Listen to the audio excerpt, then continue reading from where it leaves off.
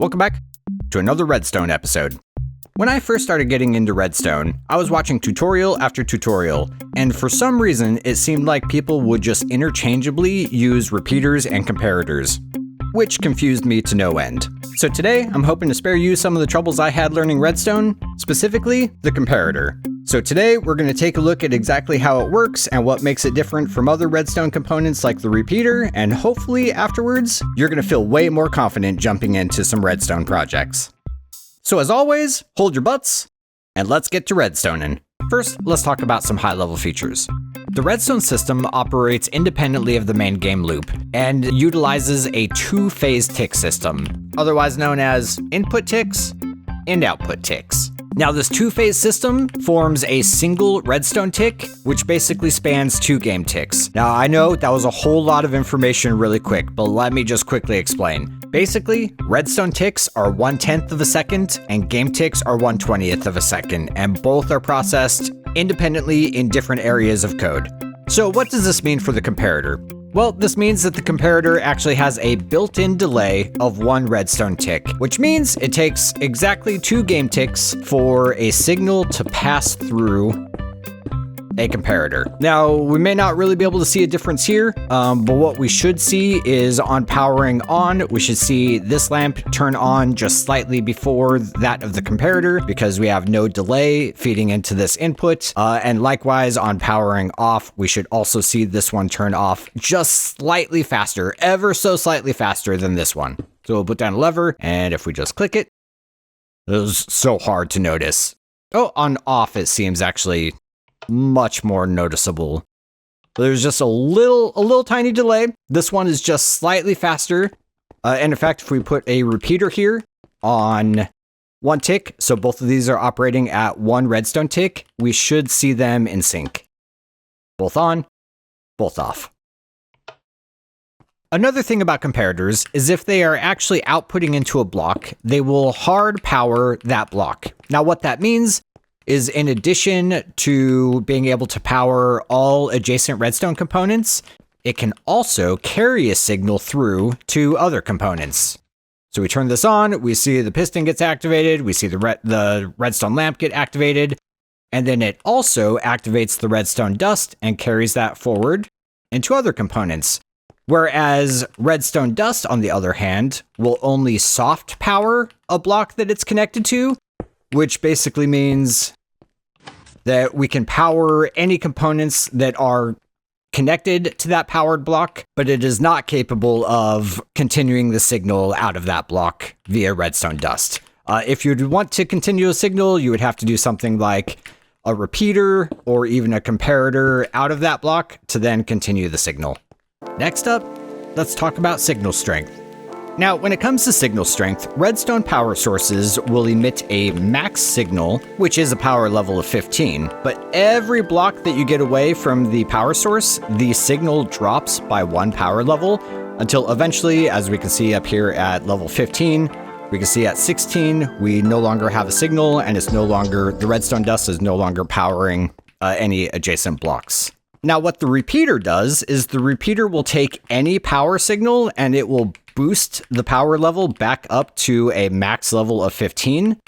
So here, for example, if we put down a torch, this is emitting a max power level of 15. In fact, I guess it doesn't really say it in the debug info, but we can see that the repeater extends that signal all the way out. I didn't do 15, but trust me, it's 15. However, if we extend this, and we'll put our power source way back here, we can see that we're at 15, 14, 13, 12, and we get all the way down to a power of 6. The repeater still will boost that signal all the way back up to a power level of 15.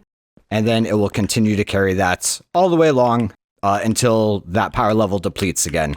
Now, as for the comparator, instead of it boosting the input signal back up to a max 15, the comparator will output the same exact power level as the input. So for example, if we place down the torch here, we have a power level of 15. This is then going to output a power level of 15. So we can see all the way down here, still powering along. But if we instead extend this input so that we're only inputting a power level of 6, if we can see in the top left corner, we have a power of 6, then the output of the comparator will still just be a power level of 6. So then we can see here we get to the 7th block, we've lost the signal and it's no longer powering any adjacent blocks, which makes the comparator ideal for times when you want to maintain a certain signal strength. But now here's where things start to get unique. Now we already know that the comparator has one input and one output. But what if I told you it actually has 2 more inputs on the side? And in addition to that, it also has 2 modes. It's default normal mode or comparison mode and subtract mode. Now what exactly do these modes and side inputs do?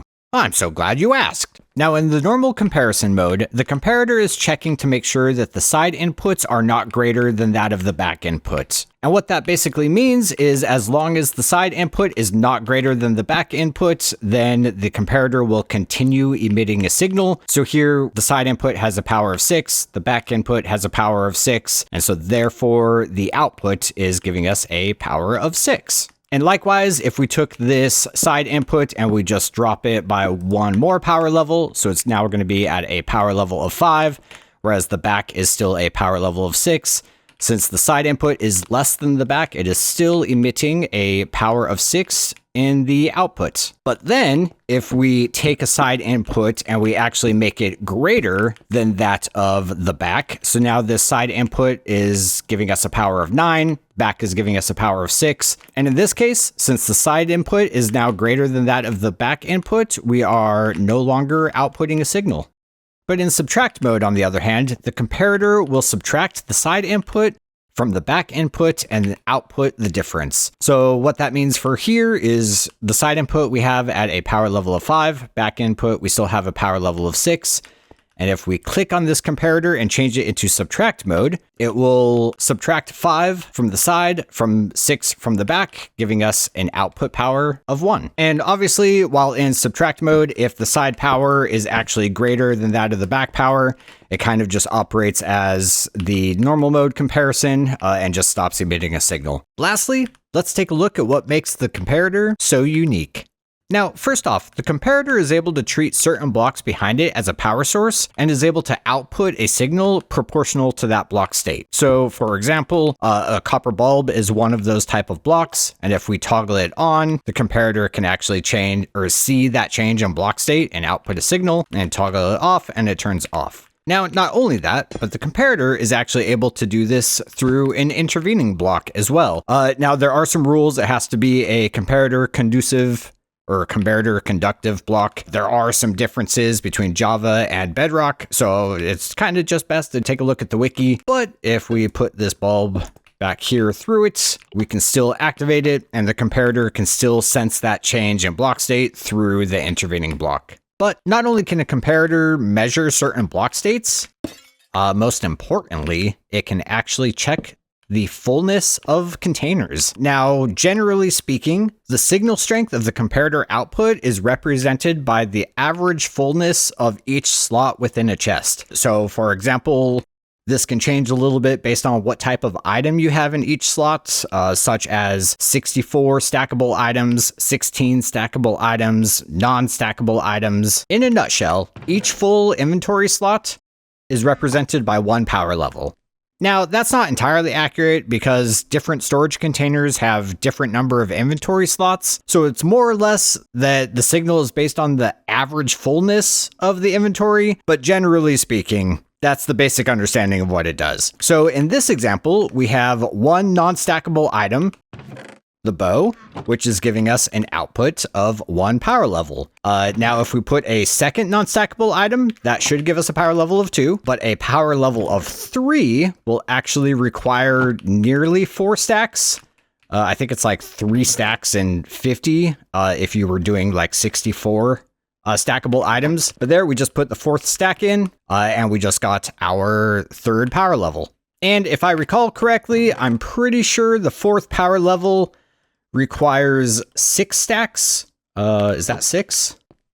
4? Okay, let me take away 1. Yeah, okay, so 4 power level requires 6 full slots. And then of course, if we wanted a full power signal of 15, can I just do this? Then we'll fill every single slot, and that will give us our full 15 power level. But like I said, this also works with 64 stackable items, and if we just put in one single item, we should get a power level of 1 that is being output. But to get a power level of 2, we would actually need not only one item, we would need one full stack. And as you can see, we're still at a power level of 1. And then we should need, 50? So one stack, and so here we'll do one stack 49. Still at a power level of 1. We'll throw in one more stack. No, I guess, is it 50?